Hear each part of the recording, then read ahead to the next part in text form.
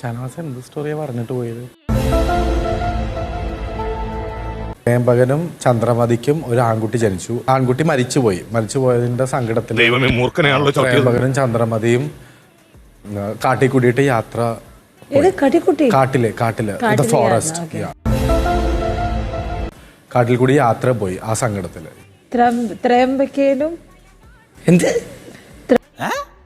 ത്രയംബകേനും പെണ്ണിന്റെ പേര് മറന്നേ.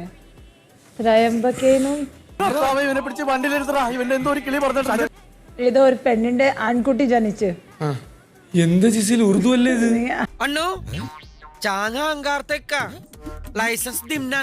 ഇത് മലയാളമല്ല, ആൺകുട്ടി ചത്തുപോയി. അവര് കാട്ടിലേക്ക് പോയി. പിന്നെ നീ എന്ത് തേങ്ങയാണ് പറയുന്നേ? എനിക്കൊന്നും മനസ്സിലാവുന്നില്ലല്ലോ.